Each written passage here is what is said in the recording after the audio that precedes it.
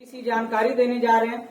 हम लोग मेढक पे आज प्रैक्टिकल किए हैं, जिसमें हमारा ये कोई उद्देश्य नहीं है कि किसी जंतु की हत्या करना, लेकिन हम लोग सीखने के उद्देश्य से इस छोटे से जीव पर हम लोग जो है प्रैक्टिकल किए हैं।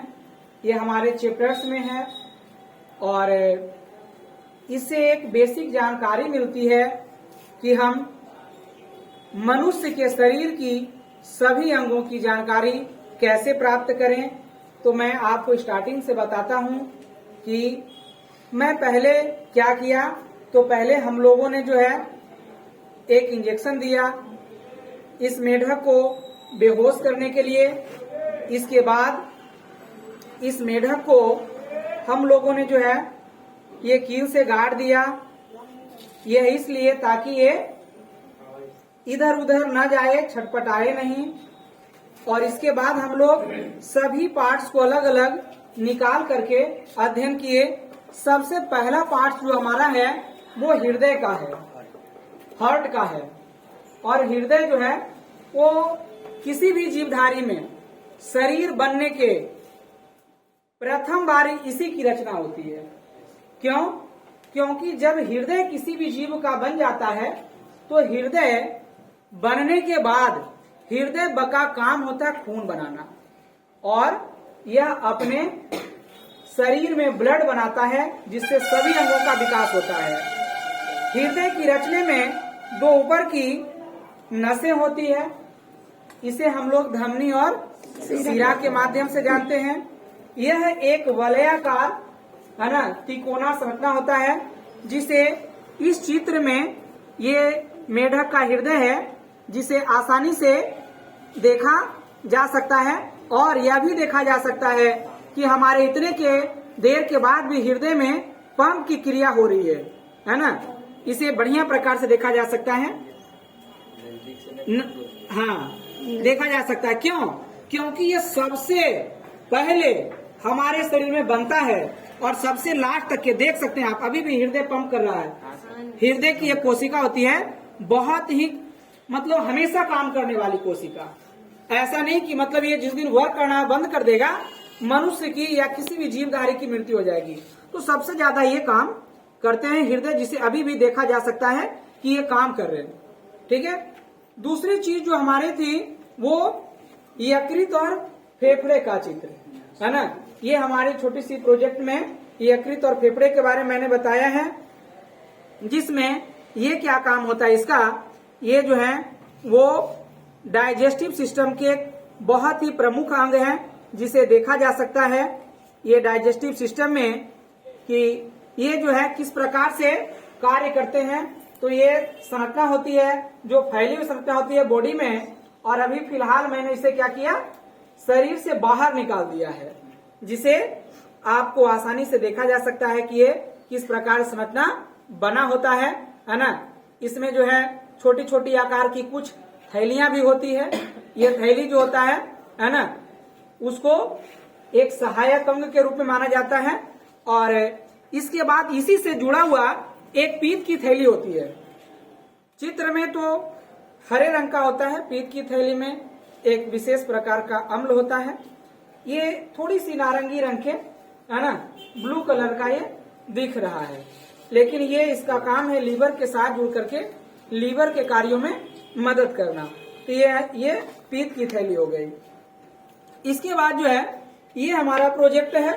इस प्रोजेक्ट में यहाँ पर ग्रास नली से होते हुए है ना, ग्रास नली से होते हुए बड़ी आंत, छोटी आंत और अवक्सर की संरचना है।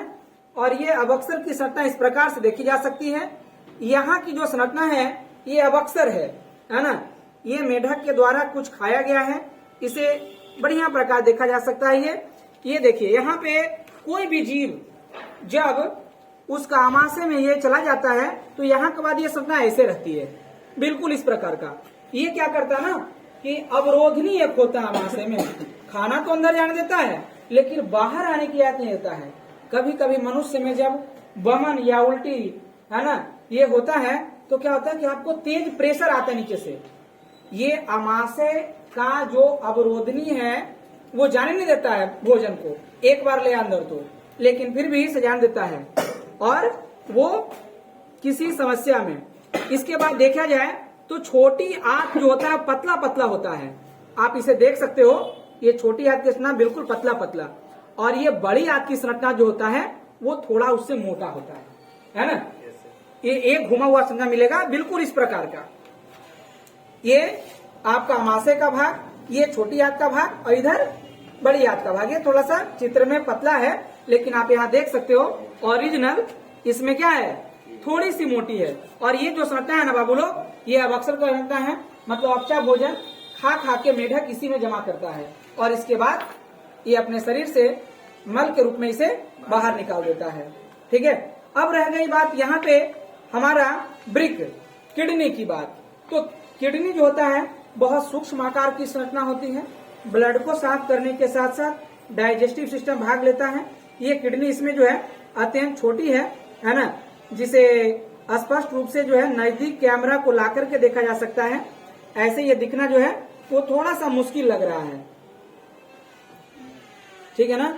तो आप इसे इस प्रकार से देख सकते हो, यहाँ पे इसकी संरचना या मैंने यहाँ पे देखो रख दिए हैं, आप इसे देख सकते हो। इसका ये किडनी का भाग होता है, ये जुड़ा होता है, यहाँ इसकी संरचना इस प्रकार की है, ठीक ना। तो ये हमारा एक छोटा सा प्रयास है जिसकी मदद से हम सभी अंगों के बारे में जानकारी प्राप्त कर लेते हैं।